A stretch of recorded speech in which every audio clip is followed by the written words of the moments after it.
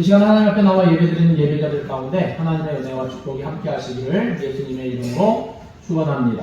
아멘. 이 많은 분들이 사도 바울은 다 위대한 사도라고 좋아하고 존경할 것입니다. 누구보다도 예수님을 닮으려 했고 예수님을 위해서 자신의 모든 것을 들여 헌신했던 신앙의 인물이기 때문입니다. 보면 볼수록 사도 바울은 참으로 위대하고 훌륭한 사도이자 목회자였음을 깨닫게 됩니다. 위대하고 훌륭한 목회자란 요즘 시대의 판단처럼 건물이 큰 교회, 많은 사람들이 모여서 예배드리는 곳에서 목회하는 것을 말하지는 않습니다.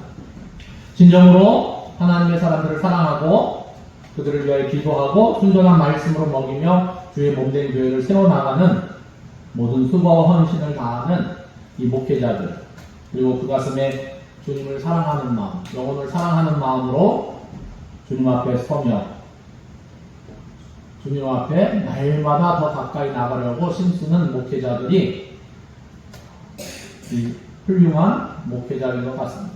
그런 면에서 사도 바울은 너무나 대단한 사도며 목회자였습니다.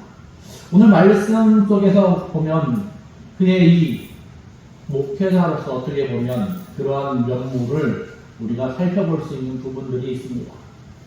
무엇이냐면 성도들을 위해서 기도하는 것을 소홀히 하지 않고 있습니다. 우리가 읽은 말씀 16절 말씀에 보면 내가 기도할 때에 기억했다 고백하고 있습니다. 이것이 사도 바울의 위대함 중에 하나입니다. 에베소 교회 성도들을 위해 기도했다는 것입니다. 중보했다는 내용입니다. 오늘 우리가 읽은 말씀은 특별히 이 기도의 내용을 다루고 있습니다. 우리는 우리가 중보 기도할 때 무엇을 기도해야 할지를 오늘 말씀을 통해서 배울 수 있습니다. 그러면 사도 바울이 에베소 교인들을 위해서 첫째로 기도한 것은 무엇입니까? 그들의 믿음과 사랑에 대한 감사의 기도였습니다. 이로 말미암아 주 예수 안에서 너희 믿음과 모든 성도를 향한 사랑을 나도 듣고 내가 기도할 때 기억하며 너희로 말미암아 감사하기를 그치지 아니하고. 사도 바울이 기도하면서 감사하는 것은 에베소 교회 교인들이 가지고 있는 주 예수 안에서의 믿음, 모든 성도를 향한 이 사랑이었습니다. 이것을 보면 참으로 다른 사람을 대할 때 그가 그들 안에 있는 이 긍정적인 면을 잘 찾아냄을 알 수 있습니다. 어떤 사람을 보면 다른 사람의 부정적인 면이나 이 단점, 약점을 잘 찾아내는 사람이 있습니다.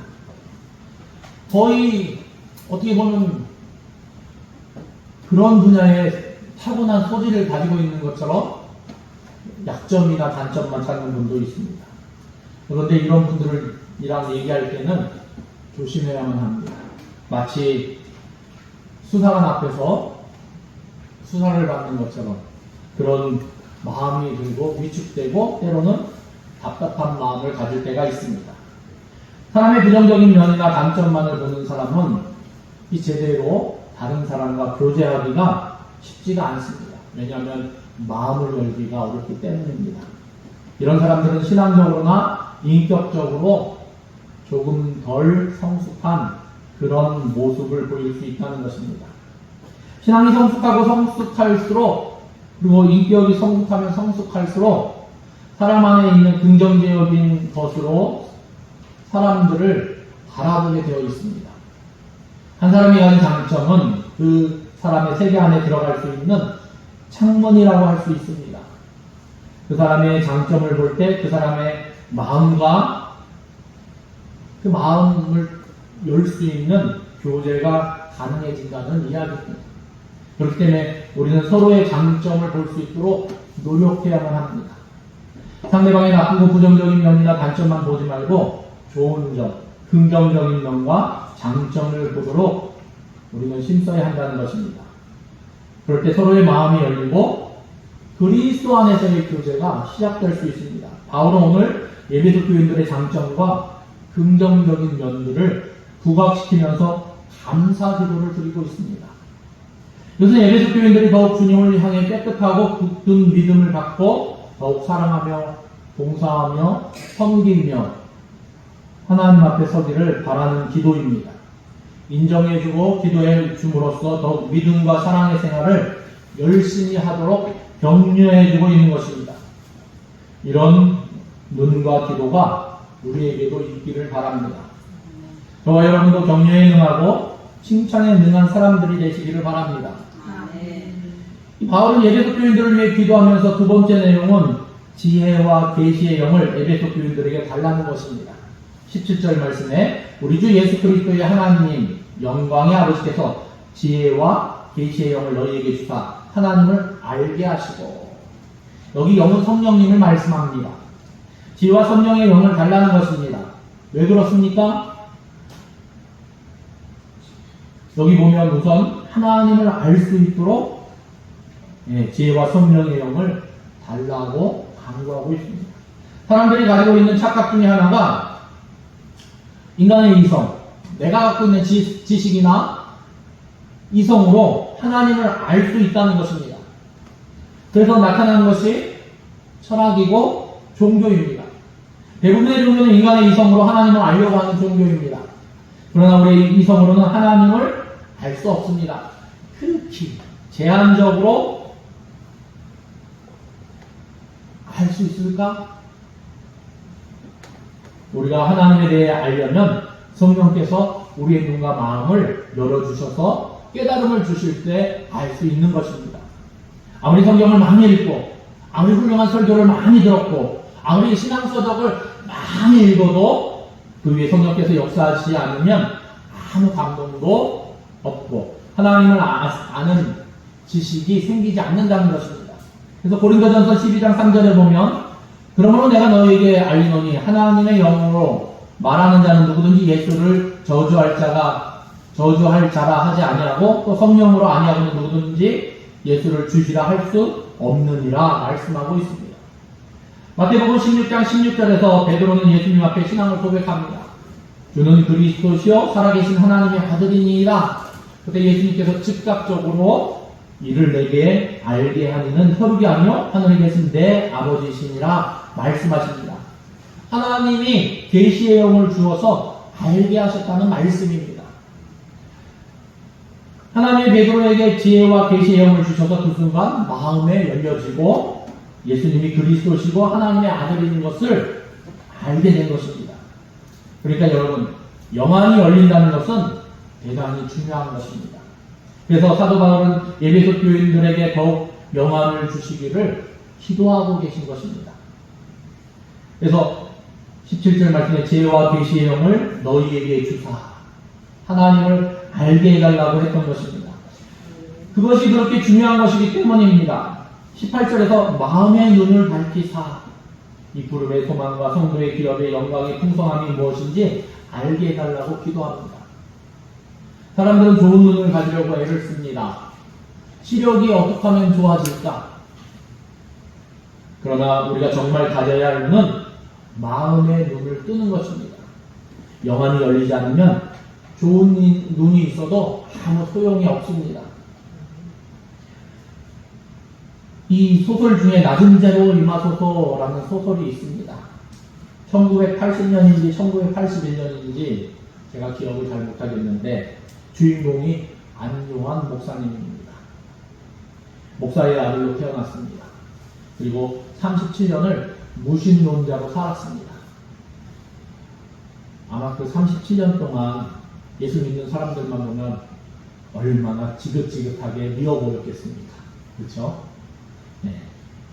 그런데 그가 시력을 잃고 하나님을 만나고 간증하기를, 그 당시에 간증하기를, 저는 장님이 되고 수지를 맞았습니다.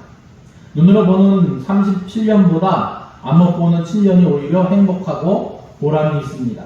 온천하를 다 가져도 하나님이 없는 인생은 만족과 기쁨과 이 감사가 없기에 행복할 수 없었습니다.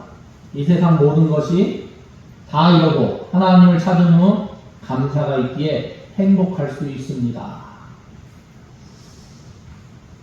과연 눈을 잃어버리고 시력을 잃어버리고 이런 감사를 할 수 있을까? 모르겠어요, 저는.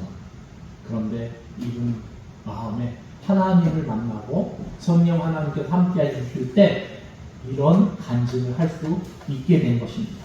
왜? 자신은 행복합니다. 자신은 행복하니까 나는 행복합니다. 이렇게 하나님 앞에 고백할 수 있는 것입니다. 사랑하는 성도 여러분, 사람이 똑똑해서 하나님의 말씀을 깨닫는 것이 아닙니다. 영안이 열리는 것이 열쇠입니다. 영안이 열리면 하나님을 알게 됩니다. 그렇기 때문에 우리는 말씀을 대할 때마다, 기도할 때마다 성령께서 오셔서 조명해 주시고 기름 부어 주시고 인도해 주시기를 간절히 소망해야만 합니다. 목사가 설교를 할 때, 오늘 말씀은 전할 때, 뭔가 좀 부족한 게 너무너무 많다. 이렇게 생각했는데, 또 어떤 분은 나중에, 목사님, 그때 그날 그 말씀 가운데 은혜 받았어요. 제 마음에 뭉쳐있던 게 뻥 뚫렸어요. 뭐 그렇게 말씀하시는 분도 계시더라고요. 저는, 이 말씀 죽었구나, 왜냐하면 성령님께서 그 마음에 깨달음을 주시니까, 성경을 한 구절 읽어도 성령님께서 역사하시면 마음이 기쁨이 넘치고 감동이 있고 하나님을 찬양하고 나는 행복합니다. 고백할 수 있는 것입니다. 지혜와 계시의 성령께서 오셔서 말씀을 깨닫게 해달라고 하나님을 알게 해달라고 기도할 수 있기를 바랍니다. 우리의 마음의 눈을 밝히사 특별히 하나님을 더 깊이 알 수 있게 해달라고 기도할 수 있는 우리 대명교회 성도들 되기를 바랍니다.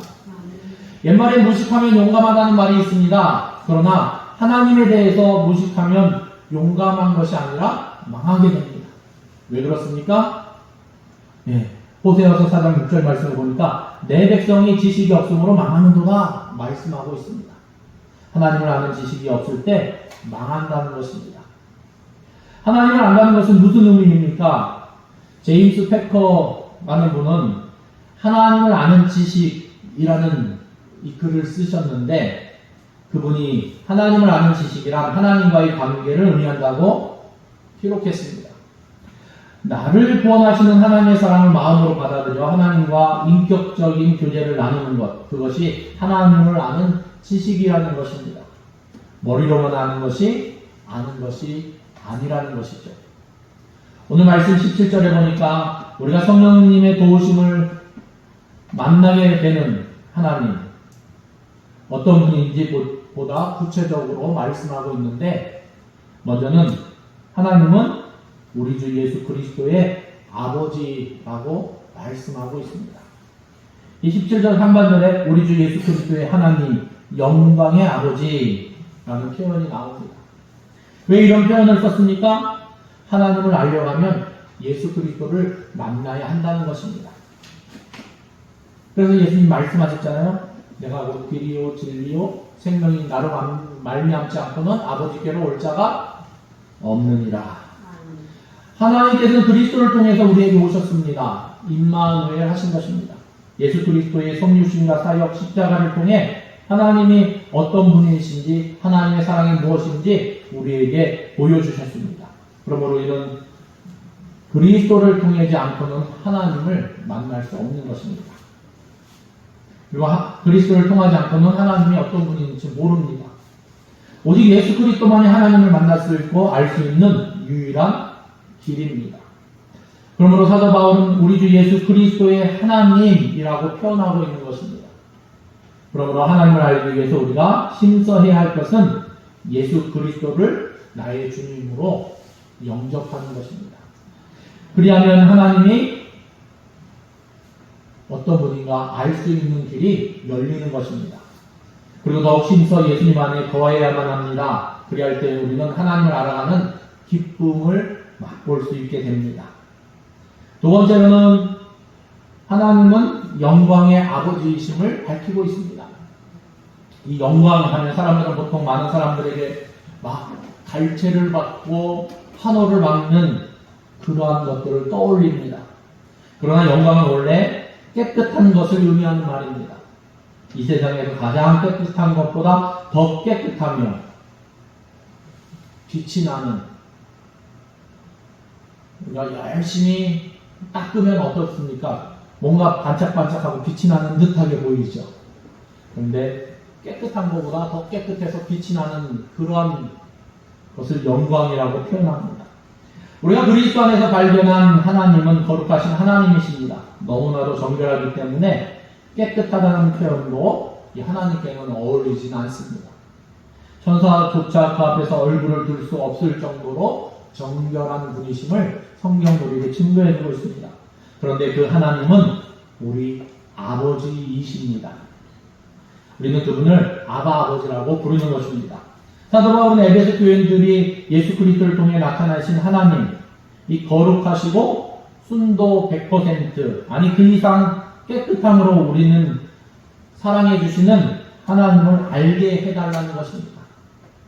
이 하나님을 알기 위해서 지혜와 계시의 성령은 에베소 교인들에게 부어달라고 기도하고 있는 것입니다. 하나님을 알 때 우리는 비로소 하나님께서 기뻐하시는 삶을 살 수 있고 하나님께서 원하시는 일을 할 수 있습니다. 하나님을 모르면 내 마음대로, 내 욕심대로, 내 정욕대로, 내 눈에 보이는 대로 세상에 이끌려 살아갈 수밖에 없습니다. 그것은 망하는 길입니다. 하나님을 알아야만 합니다. 그래야지 삽니다. 그래야지 하나님을 기쁘시게 할 수 있습니다. 그러므로 우리가 기도할 것이 있다면 바로 이것입니다. 하나님을 더욱 알게 하소서. 예수 그리스도를 통해 나타나신 하나님을 알아가며 하나님의 마음을 알며 하나님의 뜻을 분별하며 지혜와 계시의 성령을 부어주시고 기름으로 부어주시고 인도하시고 나의 어둡고 닫혀지고 무너진 마음을 성령께서 녹여주시고 하나님을 알게 해주시옵소서. 기도할 수 있기를 바랍니다. 이 기도가 굉장히 중요합니다. 단지 에베소 교회 교인들만을 위한 기도가 아니라 우리 자신을 위해서 기도해야 하고 서로를 위해서 중보 기도할 내용입니다. 교회를 위해서 기도해야 할 내용입니다. 하나님을 알아가는 거예요. 하나님을 알므로 그 가운데 하나님과 동행하고 하나님의 은혜 가운데 거할 수 있는 그 교회, 그 하나님의 자녀. 이 기도가 우리의 기도 생활 가운데 빠짐없이 드릴 수 있기를 바랍니다. 그러므로 우리 교회가 더욱 풍성하고 능력있고 은혜가 넘치는 하나님의 자녀가 되고 그런 공동체가 되므로 우리의 능력 되시는 예수님의 그 능력 안에 능력 주시는 자 안에서 우리가 살아갈 수 있기를 예수님의 이름으로 축원합니다. 기도하시겠습니다. 하나님 감사합니다. 하나님, 우리가 하나님을 알아갈 수 있기를 원합니다. 계시의 영 되신 성령님, 우리 안에 온전히 우리를 주장하시고 붙잡아 주심으로 하나님이 어떤 분이신가 우리가 온전히 알고 하나님의 뜻을 분별하며 예수 그리스도를 통해서 하나님 앞에 설 수 있도록 인도하시고 예수 그리스도를 통해서 우리가 하나님과 동행할 수 있도록 인도하심을 감사합니다. 하나님, 진실로 알매 기쁨이 있게 하시고 하나님, 그 알매 은혜 가운데 하나님 앞에 감사하며 하나님을 찬양하며 하나님을 노래하며 하나님 앞에 설 수 있기를 원합니다.